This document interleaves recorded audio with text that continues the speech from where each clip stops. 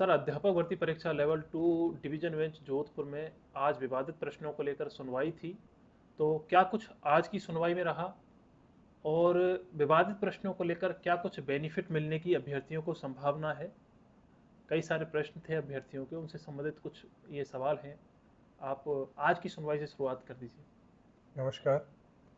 आज माननीय खंडपीठ जोधपुर में सप्लीमेंट्री कॉज लिस्ट में 107 नंबर से ये सारे केस जो लेवल 2 क्वेश्चंस पे ऑब्जेक्शन से रिलेटेड जितनी भी अपील्स स्टाफ सिलेक्शन बोर्ड ने करी वो सारे केसेस लिस्ट थे। माननीय न्यायाधीश महोदयों ने फाइल को देख के तुरंत प्रभाव से ये कहा कि स्टाफ सिलेक्शन बोर्ड ने, कर्मचारी चयन आयोग ने ये जो अपील करी है सिंगल बेंच ऑर्डर के अगेंस्ट, ये बहुत ही हैफेजर्ड मैनर में और कंफ्यूजिंग स्टेट में की है और इस अपील में बहुत सारे डिफेक्ट्स हैं और उन डिफेक्ट्स के बावजूद भी जल्दबाजी में स्टे भी ले लिया। तो आज माननीय न्यायाधीश महोदय, मुख्य न्यायाधीश महोदय की खंडपीठ थी, उन्होंने स्पष्ट कहा कि ये जो आपने कर्मचारी चयन आयोग ने जो स्टे लिया है ये गलत ढंग से लिया है, डिफेक्ट के साथ लिया है और अगर अगले 5 दिन में ये डिफेक्ट दूर नहीं हुए तो ये जो स्टे है ये ऑटोमेटिकली खारिज हो जाएगा और सिंगल बेंच का ऑर्डर जो था वो वापस से रिवाइव हो जाएगा। इसी दौरान हमने भी हमारा पक्ष रखा कि इस केस में जो प्रश्नों पे बहस जब तक एक बार भी नहीं हुई है उस पे, जिसमें हमने 110 की एप्लीकेशन लगा के हमारे एप्लीकेंट्स को पार्टी बनाया है, तो माननीय न्यायाधीश महोदय ने स्पष्ट कहा कि प्रश्नों पे जो बहस होगी वो अगले हफ्ते से स्टार्ट होगी और उस दौरान ही सारे प्रश्नों को कंसिडर किया जाएगा। जब तक कि अपील में से डिफेक्ट दूर नहीं होंगे तब तक बहस नहीं हो सकती। इसलिए आज माननीय न्यायाधीश, मुख्य न्यायाधीश महोदय ने कर्मचारी चयन आयोग को बहुत ज़बरदस्त फटकार भी लगाई है कि आपने इतनी बड़ी ब्लंडर क्यों किया और अगर ये ब्लंडर 5 दिन में ठीक नहीं होता है तो इनकी अपील खारिज हो जाएगी। तो सर, आपको क्या लगता है कि अभ्यर्थियों के पक्ष में क्या कुछ फैसला आ सकता है विवादित प्रश्नों को लेकर?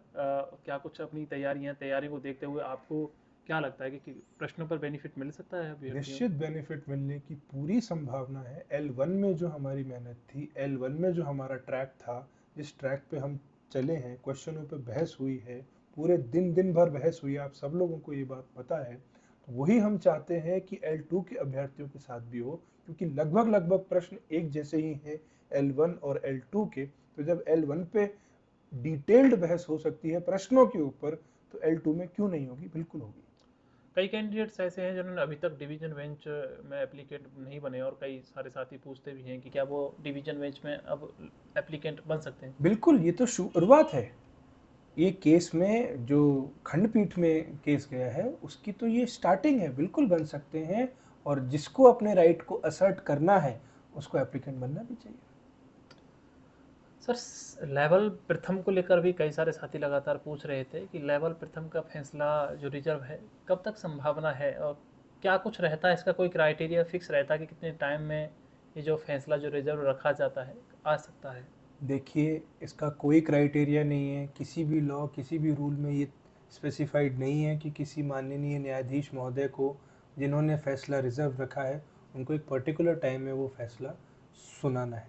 बट हाँ, हमें पूरी उम्मीद है कि इस महीने के अंत तक या अगले महीने के पहले पखवाड़े में, यानी कि फर्स्ट 4th हाफ में इस फैसले के आने की मुझे पूरी उम्मीद लग रही है। लेवल 2 की अगली सुनवाई कब तक हो सकती है? देखिए, 1 हफ्ते के अंदर अंदर अगली सुनवाई की डेट आपको, मतलब 1 हफ्ते में ही नेक्स्ट डेट आ जाएगी। जो जी, 1 हफ्ते में नेक्स्ट डेट आने का अर्थ ये है कि अगले हफ्ते ही नेक्स्ट डेट होगी। 1 हफ्ते में डेट आएगी नहीं, अगले हफ्ते की ही डेट होगी। जी, वो सूचना है आपके। वो सूचना जैसे ही डेट हमारे पास आएगी हम आपको तुरंत प्रोवाइड करवा देंगे। जी, बहुत बहुत